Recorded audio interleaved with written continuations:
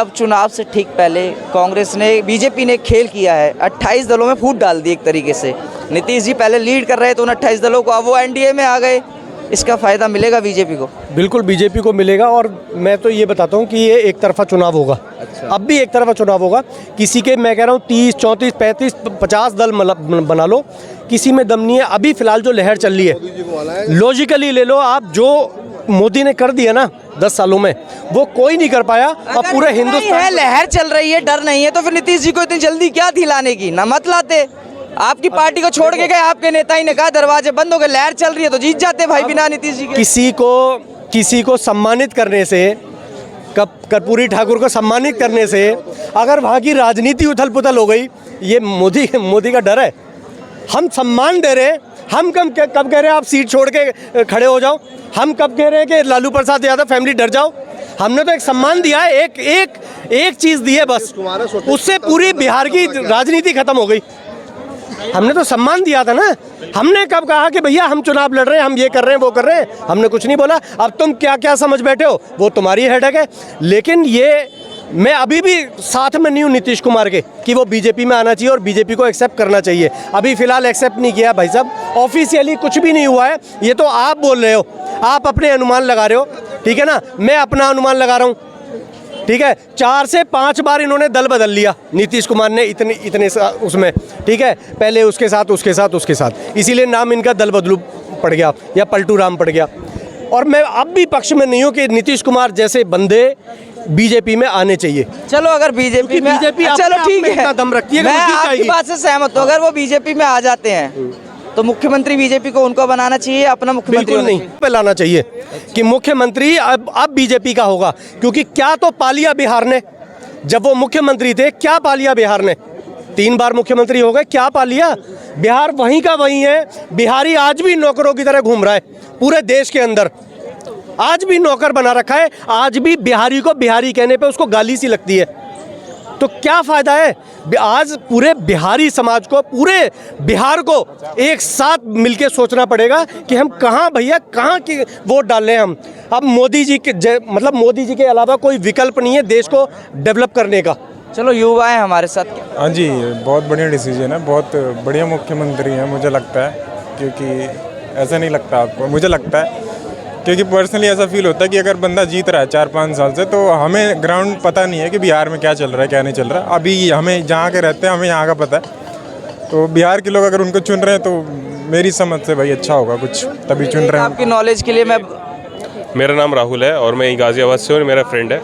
मेरे हिसाब से नीतीश कुमार जी ने अपने एकदम कर्पूरी ठाकुर का नाम यूज़ करके उन्होंने ऐसा चूज़ किया है कि वो ये चाहते थे, एक तरह वो मूवमेंट, एक पॉइंट ढूंढ रहे थे कि वो बीजेपी में वापस आए। उनको भी पता है कि बीजेपी इस बार जीत रही है फिर से चुनाव, और वो भी एक तरफा जीतेगी। तो अपनी पॉलिटिकल रोटियां सेकने के लिए नीतीश कुमार का ऐसा डिसीजन है और मेरे हिसाब से बीजेपी को इस चीज़ में सहयोग नहीं देना चाहिए।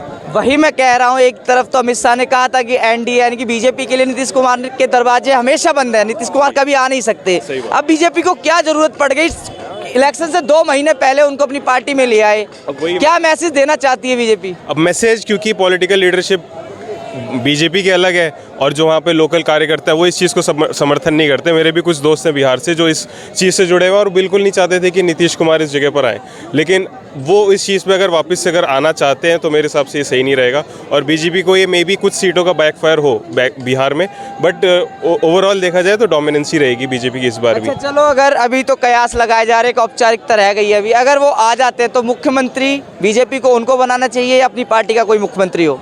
नहीं, मेरे हिसाब से तो अगर ऐसा वो साथ में आते हैं तो मेरे हिसाब से बीजेपी का ही मुख्यमंत्री बनेगा, क्योंकि इस बार जो सीट डिस्ट्रीब्यूशन होगा वो बीजेपी के संख्या में ज़्यादा जाएगा मेरे हिसाब से। तो बीजेपी का ही मुख्यमंत्री होना चाहिए।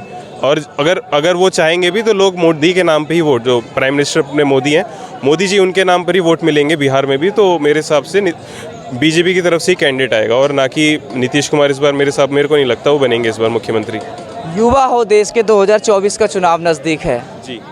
युवाओं को मोदी जी कहते हैं युवा मेरे साथ हैं, युवा हमारे बढ़ चढ़ कर हिस्सा लेते हैं। आपको लगता है कि जैसे मोदी जी पे आरोप लगते हैं कि बीजेपी सरकार पे आरोप लगते हैं कि हिंदू मुस्लिम की राजनीति करते हैं, लोकतंत्र खतरे में पड़ गया, राम मंदिर की बात करेंगे, एजुकेशन की बात नहीं करेंगे, रोजगार की बात नहीं करेंगे, डेवलपमेंट की बात नहीं करेंगे? मैं इससे एग्री नहीं करता। मेरे हिसाब से जो कल्चरल रूट्स हैं वो सारी चीज़ें इंपॉर्टेंट होती हैं।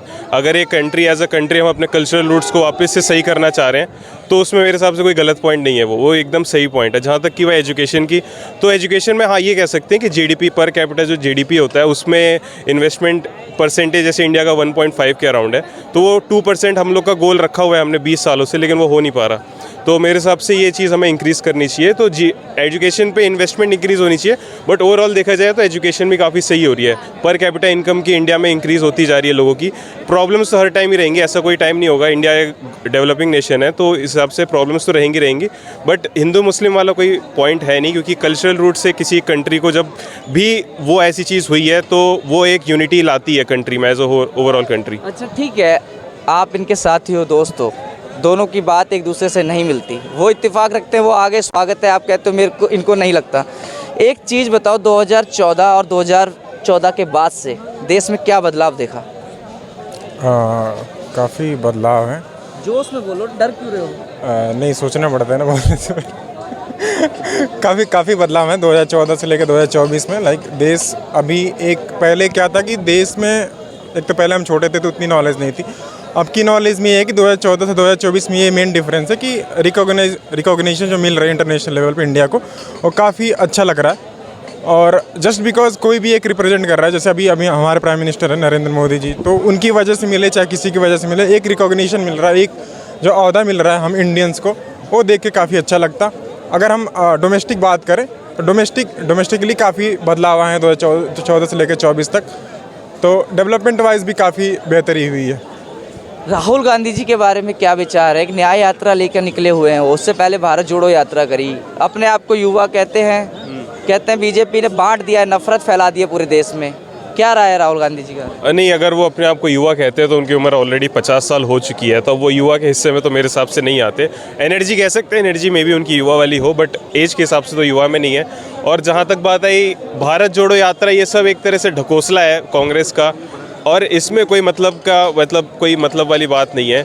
वो मतलब मेन मुद्दों से हट के अगर भारत जोड़ो यात्रा करेंगे, और अभी असम गए थे वो, गुवाहाटी में उन्होंने ऐसा वहाँ पे रकस ऐसा माहौल ख़राब किया, फिर जय श्री राम के जब नारे लगते हैं तो उनको गुस्सा आता है और बस से एकदम तेज़ी से भागने लगते हैं। तो ये सब पब्लिक देखती है और इस हिसाब से उनकी इमेज भी है वो काफ़ी ज़्यादा अच्छी नहीं है। हरियाणा में तो धान लगाते हैं, लेकिन तुम लोगों को दिक्कत कहाँ आ रही है? अब तो वो भी तो कहते हैं मैं हिंदू हूँ, जनेऊ पहन रखा है उन्होंने, मंदिर जाते हैं, तो दिक्कत कहाँ आती है? जय श्री राम के नारों से उन्हें क्यों प्रॉब्लम होगी? जी, दिक्कत हमें यहाँ आती है कि उनके पास कुछ एक सेंस होता है, एक लीडर का, एक लीडरशिप क्वालिटीज़ होती हैं जो दिख जाती हैं। जैसे अब एस जयशंकर है, वो भी पहले मिनिस्ट्री ऑफ एक्सटर्नल अफेयर्स में थे, बट अभी उनकी लीडरशिप क्वालिटी को जब गवर्नमेंट ने पहचाना तो वो यहाँ पे विदेश मंत्री बन के आए हैं हमारे। तो ऐसी लीडरशिप क्वालिटीज़ होती हैं जिसमें नहीं है तो कांग्रेस को पहले आइडेंटिफाई करना है। उनके पास और भी अच्छे नेता थे, सचिन पायलट नाम का एक नेता है उनके पास, जिसको वो प्रमोट नहीं करते। और राहुल गांधी एक परिवारवाद के कारण, जिसके कारण भी वो उसको वो किसी चीज़ को भी बस राहुल गांधी को साइड में बैठ के खड़के बोलते हैं कि आपको ये नहीं बोलना और ये नहीं बोलना, तो एक तरह से वो रोबोट बने हुए हैं। अच्छा, कहाँ कमी रह जाती है? जैसे कांग्रेस मेहनत कर रही है, जनता का वोट क्यों नहीं मिल पाता? जैसा कि वो जनसलाब दिखाते हैं अपनी यात्रा में, वो वोटों में तब्दील क्यों नहीं हो पाता? अब 2014 का इलेक्शन नज़दीक है, लगता है कहीं फाइट होगी इस बार? पहली बात, जन से भी आने वाला है। जन सैलाब वो पेड़ हो सकता है, कुछ भी हो सकता है, वो लोग ऐसे जाते हैं अपने काम के लिए, और जन सैलाब से कोई मतलब नहीं है। दूसरी बात, अगर हम चाहते हैं कि इस बार कोई फ़ाइट हो तो मेरे हिसाब से वो फ़ाइट होना इस बार तो नहीं, अगले बार 2029 में वो भले ही ट्राई कर सकते हैं। इस बार मेरे को नहीं लगता कोई फ़ाइट होगी। और जहाँ तक की बात कमी की आई, कांग्रेस को एक ध्यान से देखना चाहिए कि एंटी मोदी और एंटी इंडिया में डिफरेंस क्या है। आप मोदी के अगेंस्ट हो सकते हैं, भले ही आपके पॉइंट ऑफ व्यू डिफरेंट हो सकते हैं, बट एंटी इंडिया मेरे हिसाब से वो जो चीज़ें करते हैं वो कुछ चीज़ें आउट ऑफ द बॉक्स चली जाती हैं जो एंटी इंडिया में आ जाती हैं, तो ये चीज़ें सही नहीं है।